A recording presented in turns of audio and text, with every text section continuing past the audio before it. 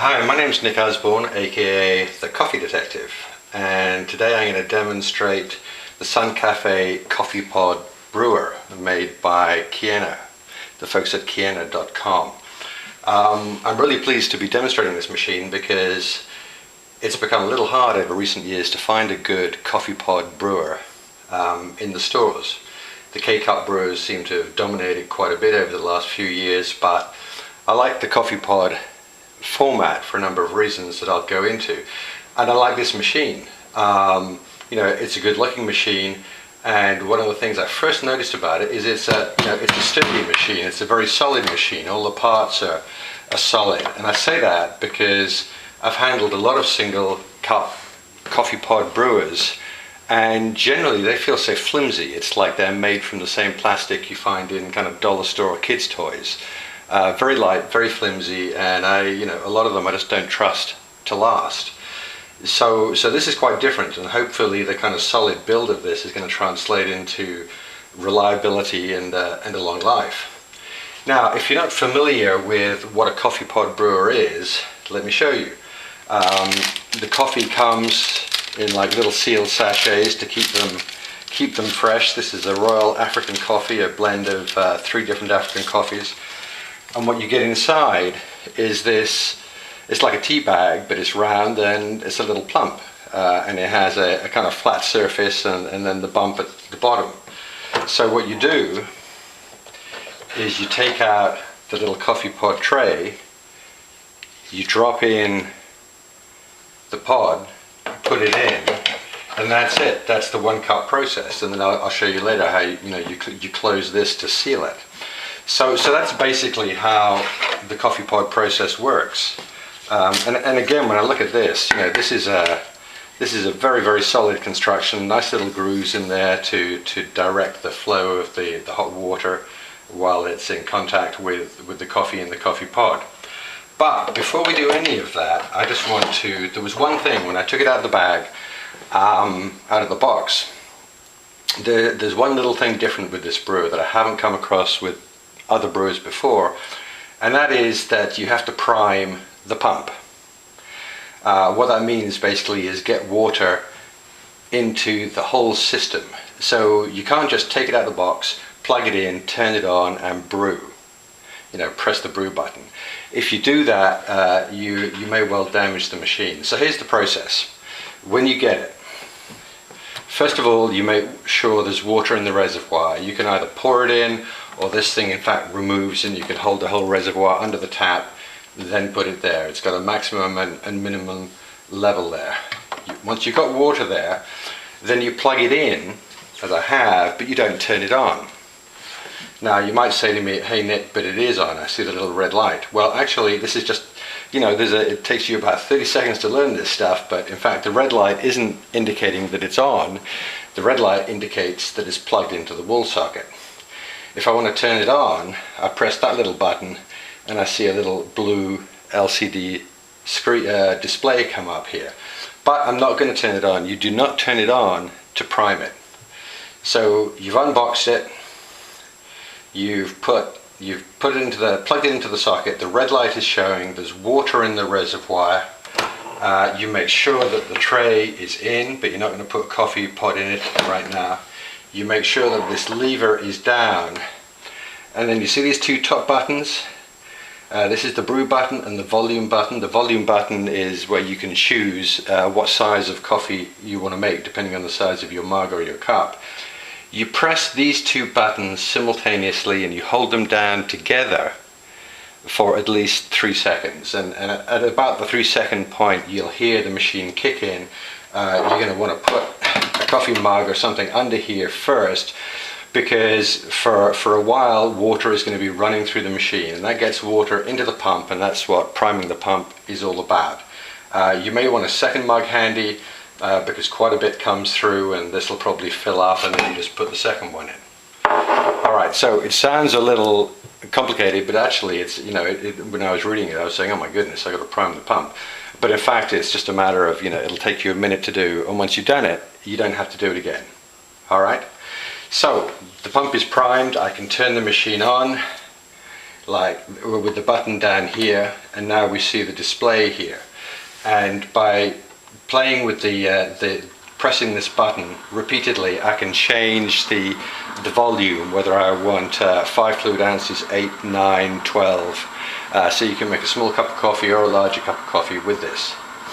Alright, a couple of other things. There's the tray down here, which is going to catch any drips, and of course you can then wash and rinse that as you need to.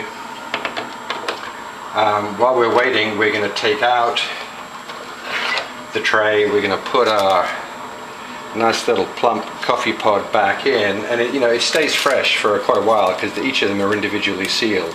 You get a box of 25. There's 25 in there. They're all sealed, so they're ready when you're ready. And again, you can just sort of see the solid construction here. There's nothing flimsy here, which I really like. I kind of dislike throwaway machines. Now, when I put that in, when I put the tray in with the coffee pod in it, I now lock it, and you can feel at about this point there's some pressure as you lock it. What's happening now is the brew head is being pushed down and is sealing onto the tray, because the pump in here pumps that hot water through at pressure, and the pressure is created by sealing this unit. The brew head comes down over the tray, it's now sealed, so pressure can be built up in there, and of course the pod is in there as well. So now I'm going to put my coffee mug under there. I'm going to start the brew in a moment, and I'm just going to let it brew, and you can see now it says ready here. Before that it's still heating. Once it says ready, and you can hear it, it doesn't make a lot of noise. When I start brewing, it does make a bit of noise, and that's really because this is quite a powerful pump in here, and again, a stronger pump than you'll find in most coffee pod brewers. So I'm going to brew it, but then there's a couple of other things I want to tell you after we've done that. So now everything's ready. I've got the green light, not the red light. I've got the display, it's ready, and I just press brew.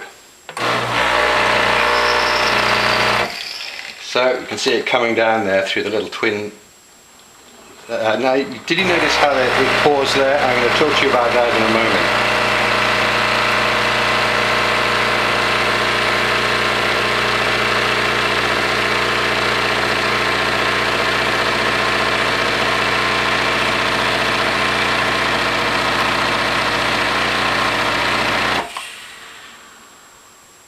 Okay, and now we're done. And you can. One of the interesting things here is just look at the froth on this. Good thing I got a drip tray. If you drink it black, wait a few moments. It's really quite hot, but this wonderful froth, almost like a kind of creamer on the surface there. Really nice, and that's because it is created under pressure. Now, one of the things I was saying is, as it started to brew, it brewed just a little bit, and then it paused. When I first used the machine, I thought, hang on, what's going wrong here? And then I realized what was happening. It's like if you have a house plant and you don't water it for a while, and you just pour a complete, a big cup or jug of water into the plant, it generally just the water just goes around the top, around the edges, and drops straight out the bottom all over the floor or table or whatever. So what you tend to do when you have a dry plant with the dry soil in the potted plant is you put a little bit of water on top first, just to moisten the soil so that the water can actually impregnate, and then you put in more water on top. And that's exactly what's happening here. We've got this sealed brew space in there. The first amount of water goes in, and there's a pause while that water totally impregnates all the coffee grinds within the pod. When that happens, after 2 or 3 seconds, then we get the full push of water, and that water is pushed through under pressure, which is why we've got that kind of froth at the top there. So very, very nice feature. And like I say, by the way, the coffee is wonderful. I've been using it for 2 or 3 days now, and Kiena were kind enough to send me a variety of different coffees to try with this, and it's been great. It makes a wonderful cup of coffee. Now, I've done this the kind of slow way because I've been talking about it, demonstrating it. But if you imagine this process, you come down in the morning, it's already plugged in, you press the on button, takes a little while to heat up, excuse me, choose your coffee pod, put it in, put that down, press brew, and the whole thing is done very quickly. So now when I'm done and I take away my cup of coffee and I add cream and coffee to taste, now I pull the lever back up, I pull the tray back out, and there's the coffee pod. Now it's a little, I wouldn't normally take it in my hand, but I want to show you, this thing is not dripping, it's not soggy like if this was a tea bag. It's like almost all the moisture has been pushed out of that. And the water's gone through all of the pod, all of the grind, so you get a very, very nice extraction. And of course what I like, I got a nice garden outside the window here, and I just drop that straight into the compost bin.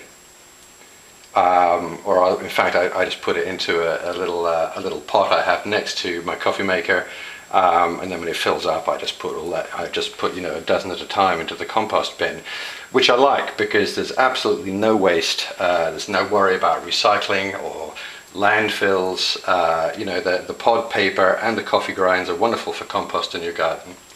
So that goes there. I may want to rinse this, I may want to rinse this, which I won't do right this moment. But that's it. That's the SunCafe Coffee Pod Brewer.